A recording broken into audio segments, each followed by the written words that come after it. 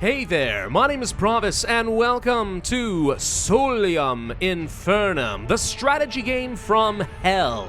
And I mean that pretty much literally, because this is a political grand strategy game that takes place in hell. The Prince of Darkness has vanished, leaving behind a massive power vacuum in which the Archfiends are competing with each other to seize the throne of Pandemonium. So summon your demonic legions, direct your praetors, perform dark rituals, and scheme and plot against your rivals in a game that's just as much about psychology and paranoia as anything else. Now, the older and more mature amongst you might recognize the name Solium Infernum because this is a reimagining of a 2009 classic that didn't get a lot of attention on release, but has maintained a strong cult following since. And now the League of Geeks is developing and publishing a remaster for this game to thrust it back in the spotlight where it belongs. And today they've offered to sponsor me to take a look at the demo that is upcoming for the Steam Next Fest, which will be live on October 9th through the 15th. I'm obviously very happy to accept, so if as you guys watch this video you like what you see and you want to learn more and maybe try out the demo for yourself when the next fest is live, I'd recommend you take a look at the link in the description down below. Without any further ado, let's jump into the game. Now, there is a single-player Chronicles, which functions pretty well as a tutorial, and we will be jumping into this today, though I should note there's also a skirmish mode in single-player where you can pick as one of 7 different Archfiends. We have Astaroth, the Dragon Knight, Lilith, the Scorned, Andromalius, the fairest of the fallen, Memon, the Grand Usurer, Murmur, Monarch of the Grave, Belial, the Prince of Lies, and Ursibet, the Thrice Veiled. Each one of these characters has a slightly different playstyle and different equipped relics and armies to their name. In the tutorial, we will be playing with Astaroth, a conqueror type of Archfiend who uses his legion's power on the battlefield to win prestige. Welcome to Pandemonium, the capital of hell, where the throne lies vacant, and the infernal Conclave, the ruling elite and bureaucracy of hell, because yes, there is bureaucracy in hell, it makes perfect sense to me, is looking for someone to fill that void, and we will win the game by competing for prestige. How do you gain prestige? There are actually a number of ways, and we will cover them throughout this video. The most obvious is to actually capture some important points of interest, such as this Tree of Woe over here. Capture this, we'd gain 1 prestige per turn. Capture the Garden of Infernal Delights, gain 2, etc. Capturing them can be a little bit tricky, but you can use your legions to do so. Now, there is a fun little rule in Hell, because there are many rules. The map is currently mostly unclaimed. You're not going to have your borders naturally expand from your stronghold. Instead, the first tile or canton to have a legion march through it becomes claimed for its owner. So if I want to take some territory and start marching toward the Tree of Woe, I would simply click on this legion and I would move it the 2 spaces that I am allowed, like so, and once we can end our turn, we will claim both of these tiles. This is really important because your enemies will not be allowed to cross into your borders unless they have gone through the proper diplomatic channels first, and that actually is a whole aspect of this game. So the very beginning is, in some ways, a race to cut off your opponents and encircle as many of these points of interest as you reasonably can. Now, this is a turn-based strategy game, and every turn you get 2 orders, only 2, to enact within your entire empire. So right now, simply moving my units counts as one of those 2 orders. Another very important order you'll need to take advantage of is seeking tribute, where your minions go throughout your domain and bring back tribute tokens that you can spend later in order to make yourself more powerful. We'll click on this, and that becomes my second order. So now all we need to do is simply end our turn, and we will see how everything plays out. Now, one thing that's interesting is we do not get the first move this turn. That goes to the current regent, which cycles around every turn. Right now, Memon is the current regent, so we gotta see him move first. Looks like Murmur did not move. Now I'm moving, and then Lilith will get an opportunity to move. And this is gonna rotate, like I said. So, depending on which turn it is, or what you're anticipating is gonna happen, let's say 2 or 3 turns from now, that might change the turn order and can have profound implications. Now Murmur is the regent. Alright, so he'll go first next time, then us, then Lilith and Memon, and then I'll be regent next turn, and so on and so forth. Now, at the beginning of every turn, you're going to receive some messages, and in this case, we have a message to choose our tribute. So 3 different tokens were presented to us. We get to choose 2 of them. And you can see, by the way, by this number, the value of said token. The currencies you need to worry about are souls, ichor, hellfire, and darkness. I'll take the 2 souls and, let's say, 1 hellfire. That should be fine. Now, I really want to capture this Tree of Woe so I can start generating some extra prestige a little bit sooner. If we click on this, we can actually see that it's going to have a garrison and the military strength associated. In this case, it's going to have 3 range, 0 melee, and 4 infernal. Combat in this game takes place in 3 stages. It begins with ranged, then melee, and then infernal. When 2 forces clash, whoever has the higher number wins, and the difference between the 2 is the amount of damage the other team is going to take.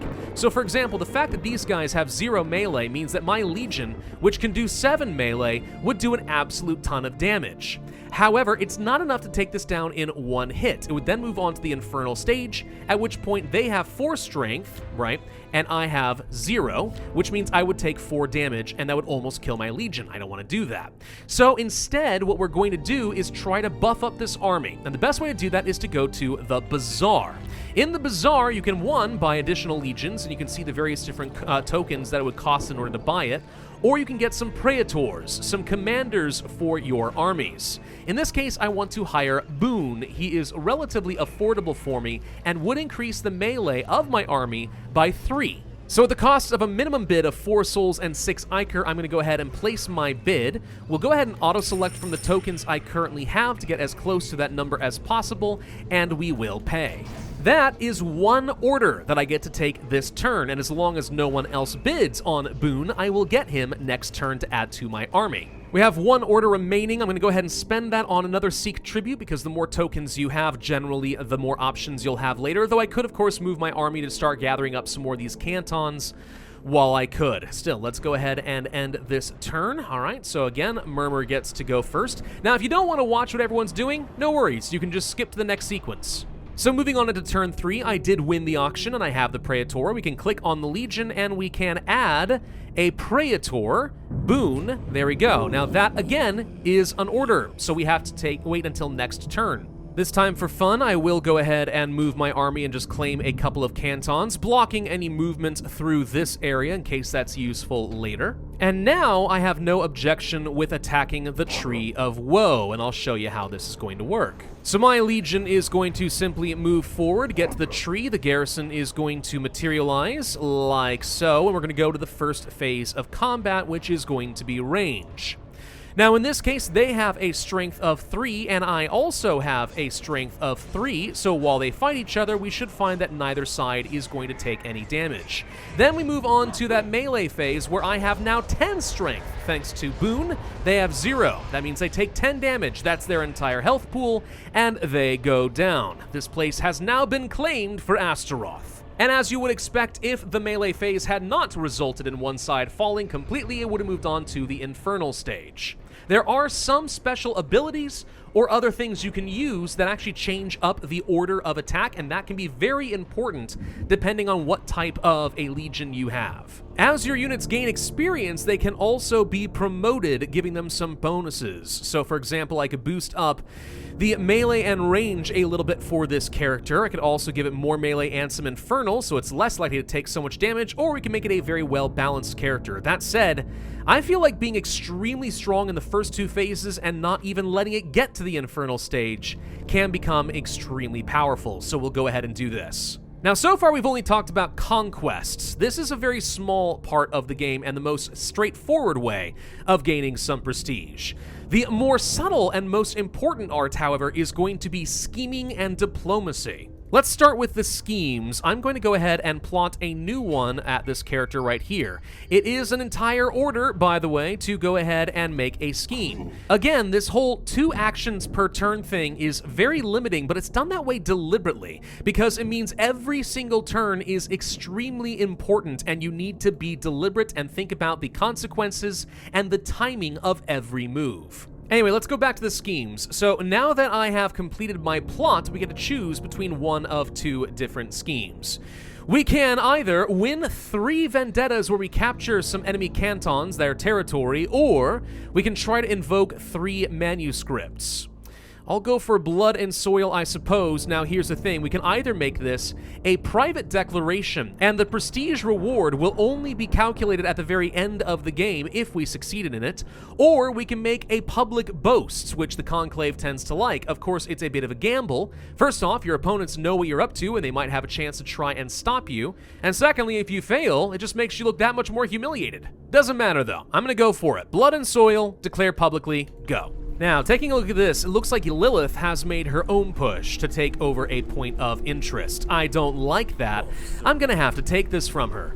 But again, there are rules, right? We can't simply go marching into other people's territory and attack them. We're not barbarians in hell. We're just sadists. So what you have to do is maneuver your opponent and provoke them into a casus belli for war. What I can do now is go to diplomacy, and we can talk to Lilith, for example, right here, and then I can make a demand of her. I will demand that she gives me some of her resources. And if she refuses, then I will have a justification for a vendetta, a reason to go and attack her. If, however, she does give in, well, then I just get some extra resources. So as long as I'm not bluffing and I'm ready to back up my threats, this is a win-win for me. It is a little bit risky, though, because by making a demand, if she refuses, it makes us look weak, because obviously we are not overpowering. So we're going to wager 8 of our prestige that she's going to give this to me, 3 tribute specifically. Like everything else, simply making the demand itself is an order. So now we have something else to do. Let's go ahead and demand some more tribute. You can see we have lost some of that prestige. We spent it by making a demand. All right, now if she gives in, I think we get that prestige back. But, spoiler alert, she's not going to. This turn, she now gets to ponder her options and send me a reply. So while we are waiting for Lilith to respond, we can go ahead and try practicing some dark rituals, which can have some interesting impacts on the battle.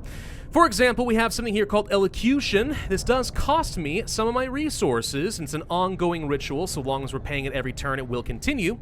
But we gain some prestige whenever an opponent targets someone else with a diplomatic action. Alternatively, we can enfeeble our opponents, reducing their attributes by my destruction level, because every Archfiend does have different attributes to them, but I'll talk more about that later. And we also have Undying Vigor, which can restore health points to our Legion. Useful in some cases. In this case, though, let's go ahead and place down Elocution.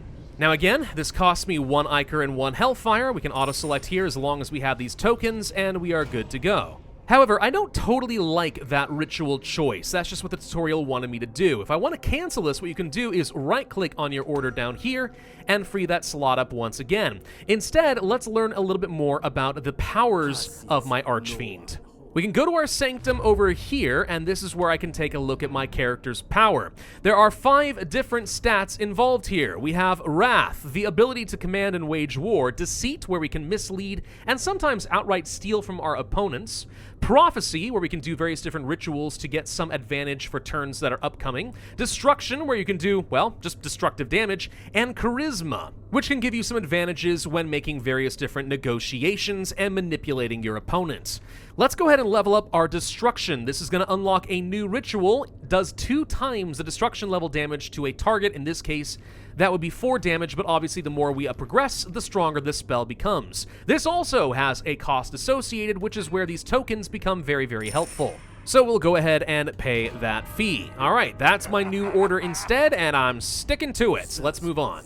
Now I am going to go ahead and take this opportunity to kill one of these little abyss walkers here. It's not especially dangerous to me, but I figure, hey, a little bit of free experience for my Legion is not going to go amiss. So we'll go ahead and rush directly into the melee phase. Oh, and it is dead. Bye! Now, we can see that Lilith has rejected my demand. This means that I now have justification to declare a vendetta against her. This is, again, a bit of a high-risk, high-reward kind of a play, because what we're going to do now is wager some of our prestige again in order to gain a great reward. So what do I want to do here? Capture territory is what we have to do for one of my schemes, I'm aware of that, but also capture places of power or destroy legions. Now see, I plan on destroying one of her legions, so I'm actually going to try this one. What I'm going to do is wager a certain amount of my prestige, and I'm actually going to go for a maximum here of 10.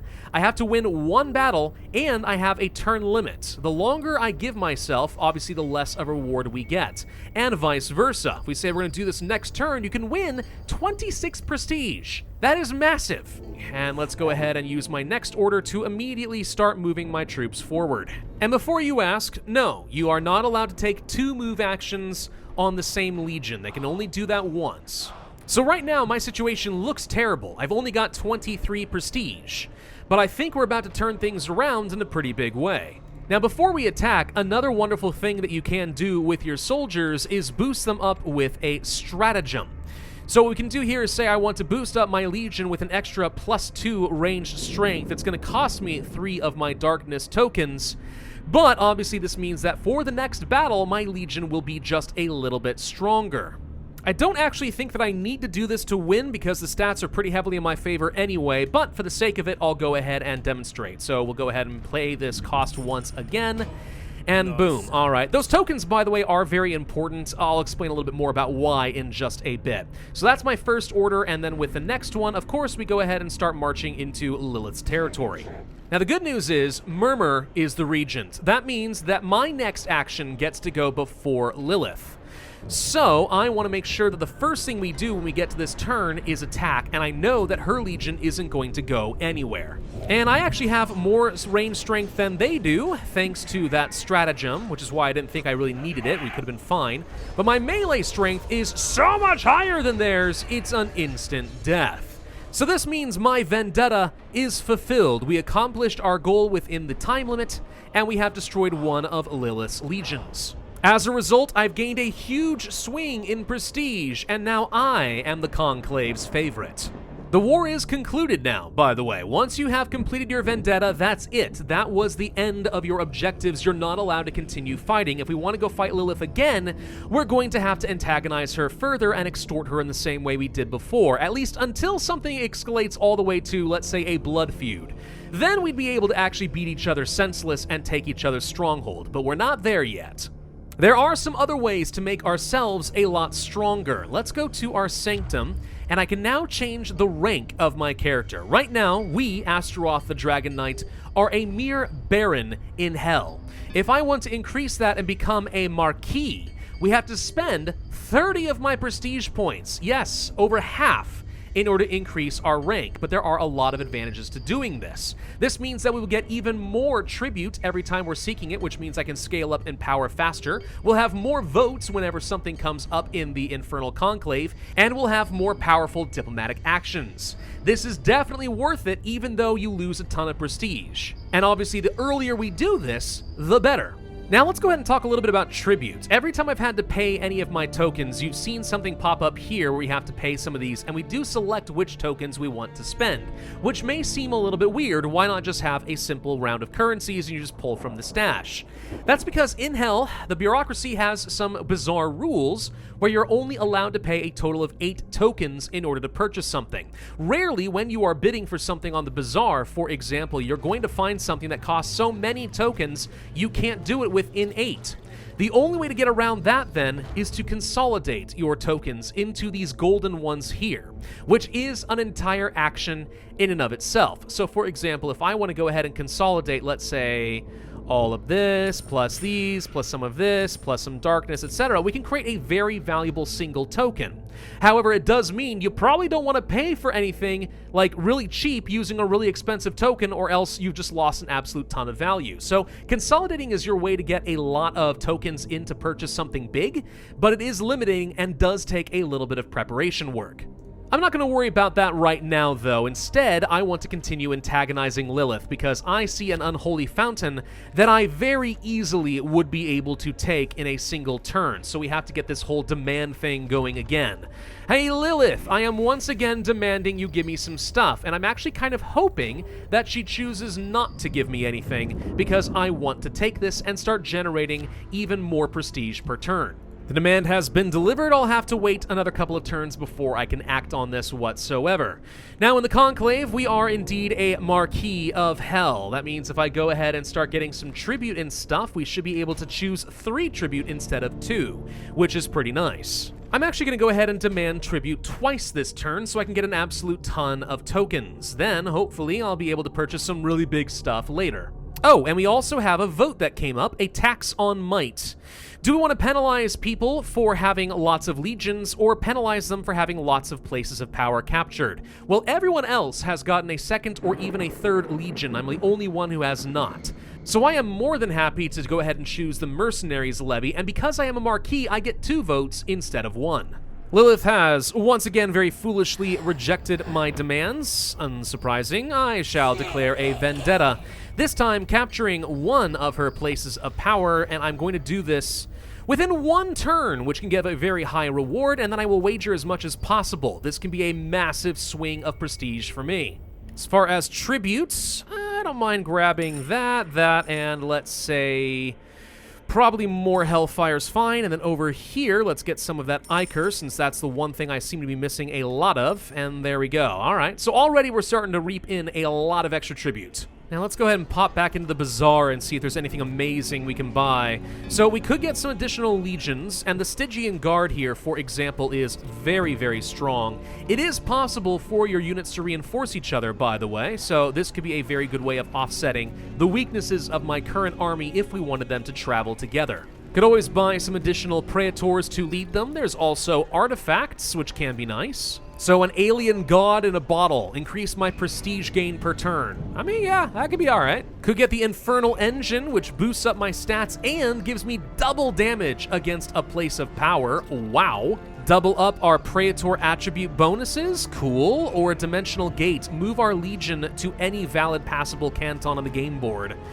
Dang, dude. There's also some manuscripts, which do take a little bit of time in order to build up. You have to buy several shards of these or scrounge for them yourself, but if you can do that, it can give you some boosts, such as boosting up the movement of your legion or allowing them to teleport. Pretty cool. I would like to get the Stygian Guard just so I can get this denied from anyone else, and it's a very powerful legion. However, you can see here we do not get to meet the current minimum bid. That's kind of a problem. So this is where I would need to do some consolidation. So let's create this 4243, for example. Might as well make it as consolidated as possible. And then I will go ahead and seek some additional tribute. The vendetta has been claimed. That means that we need to attack this turn. Alright, so we're going to go ahead and probably just attack it from this direction. Might as well steal a little land here as well at the same time. We've also received a demand from Memon. Okay, he wants me to pay tribute. No, I reject. Now the question is, what is he going to do? He could try moving over here and try to take a lot of my Conclave territory, in which case I'm going to want to fend this off. He probably can't come up this direction, so his options are kind of limited. There's nothing for him to take either. I mean, he could go for the Tree of Woe, but if I get myself an extra army, I bet we could fend this off, and it's not even really that strong. So the timing as far as bidding for an extra army comes at a pretty good moment. Let's go ahead and place the minimum bid using that super consolidated token, and there we go. So let's go ahead and make our move. Of course, Murmur gets to go first, which is fun. And then me, we're going to march over this direction. We're going to attack the Unholy Fountain. The defenders are in place, but I should be significantly stronger than they are. So they take 2 damage in the ranged phase of battle, and then they are going to take a whopping 9 damage in the melee phase. So within 1 turn, like I said, I have delivered upon my vendetta. We have stolen the Unholy Fountain, and Lilith can't do a dang thing about it. Ooh, the fact that Murmur is able to go through Mamon's land makes me think that he also has a vendetta against Mamon. That could work to my advantage. They'll be distracted with each other. And that's my 2nd legion. Cool. So if they try to make a play against me, I might be able to ward them off. Now I am the Conclave favorite once again. Look how quickly the prestige shifts as long as you are being aggressive and making some very deliberate plays. Looks like we can actually go for another one of these promotions. Well, that sounds nice. Boost their hit points up by 7. That over doubles their hit points. That's insane. Or, of course, we could become absolute terrors in the ranged phase, and we don't need to have a lot of hit points. We just kill everything in sight before they can do anything to me. Little risky, though. All it takes is an enemy doing something where they change up the order of attack so Infernal goes first, and then I'm dead. I don't mind going for the hit points. That could be really good. Yeah, these guys are trying to fight each other over here. All right, this could be a really good move from Amon. He's actually a very strong and scary character, to be honest. I find he's pretty good. So he's making this attack knowing full well he's going to take a fair bit of damage, but I'm willing to bet he's going to do a lot when he gets into the melee or the Infernal phase. Now he took some damage here, too. All right, you better have a really strong Infernal stat. I think that's where we're going to see it. He did 3 damage. Honestly, not as good of a trade as I would have expected. One more of those, and you actually would lose, sir. That seems like a bad choice. Huh, well, what do you know? Mammon actually did decide to declare a vendetta. They've wagered 8 of their prestige points. Well, I'm not sure how he's come to that conclusion, because I'm pretty sure I can win just about anything. I'm going to go ahead and take this Garden of Eternal Delights, because I would like to get a little bit of extra strength. But after doing a little bit of the math here, a 069, that unfortunately does not make Infernal go first, we'll only be able to do for 10 damage out of the 11 we need. I have to use a stratagem in order to boost this up just a little bit. So for example, let's just boost up the range damage a little bit at the cost of some darkness, and that way next turn I'll definitely be able to take the garden. Well, I don't know what Mon is hoping to accomplish. So far, I don't think you get to see what his secret agenda is for the vendetta. So we're just going to go ahead and have to make our own move over here to the garden, and if it's going to work the way I'm anticipating, we should take absolutely no damage from this. And I love being able to take things without taking any losses whatsoever. It just makes me feel good and powerful. Wham, bam, thank you, ma'am. All right, that takes that down. The amount of prestige I'm going to generate per turn is now going to be truly exceptional. In fact, we're now up to 86 prestige, far beyond anyone else. Yeah, that's a really good position to be in, no doubt about it. What would it even take to increase my rank if I wanted to? We would need to spend 40 prestige to become a duke. I don't think we're allowed to do this right now in the demo, which is unfortunate, but presumably even more tribute and power. That could be good. Well, you know, since we've got a vendetta, I'm going to go ahead and just start making my own play against Mammon. Let's go ahead and jump forward a few turns. Looks like they're kind of marching around Pandemonium. They don't have the guts to attack it directly, though. No way. What they are going to do, though, is try to prevent me from taking the Great Wheel because they can reinforce it now that they are adjacent. That's a small problem. However, what I could try to do... Maybe we can do an Infernal Affliction ritual on this character here. Do 4 damage, since I have 2 times destruction of 2, that's 4. Kill the unit outright, and then make our push. Ooh, that's a dangerous play. But you know something? I think it's gonna be worth it. All right, we are the Regent, which means we get the first move. Say goodbye to your Legion, fool! I thought they were gonna die. They didn't die? Uh-oh, wait a minute. Maybe I miscalculated this slightly. Maybe they are dead and they're just not showing it quite yet. It is a demo after all. They're not contributing to the battle, so we're clearly doing a lot of damage. Not enough, though. That's weird. And now we're gonna take 5 damage of our own. Ooh, okay. Something changed and I missed it. Well, that's a little upsetting. Okay. Alas, it doesn't matter, because at the end of 20 turns, the demo has come to its conclusion. Well, boo! Because I was actually starting to have fun, and this was my first reaction when I was playing this in my own time as well, getting prepped for this video. I'm like, okay, I'm getting it. I think I really am starting to understand why this game is going to be so fun, and then I hit the 20-turn limit, and this popped up, and I'm like, no! Yeah, it's a heartbreaker, but you know what? Kudos to the developer, because they've made me really want to play more. I think one of the reasons this is so exciting to me is this is like proper strategy. The fact that you only get 2 actions per turn means you have to be extremely deliberate. Conquest is certainly one tool, and as Astaroth, I was using that to my advantage, but if we played as a different character, we'd have a totally different method of generating prestige using spells and prophecy and ritual in order to boost their own power, right? And it's so interesting. Actually, in a lot of ways, I think this game reminds me of other board games I've played in the past, like, let's say, Diplomacy. And if that is the case, right, if this being a political grand strategy game really has that level of impact, oh man, beware playing this in multiplayer, because you may end up walking away with no more friends after this game is said and done. So that's an early look into Solium Infernum, and again, I'm only scratching the surface as to the meta level strategy you will be able to employ depending on which character you're using. Very cool idea for a game. I'm very glad to see this 2009 classic being resurrected from the deepest bowels of hell, because that game deserved a lot more recognition back then, and if this reimagining keeps working out the way it seems to be, then this game probably will as well. And I know I'm sponsored, so take all that with a grain of salt, but like, I really do actually think that this is one of the most interesting games I've played in a while. But on that note, of course, thank you to the developer for the sponsorship. It's very much appreciated. And if you guys like what you saw and you want to give it a shot for yourself, maybe try out the demo during the Steam Next Fest, remember there is that link down below. And don't worry just because I showed off a lot of the tutorial features. There is a skirmish you can play with, which is a free-for-all. That could be pretty fun. Be sure to hit that like button if you did enjoy this video, leave a comment, subscribe, hit that notify bell, and I will see you guys next time.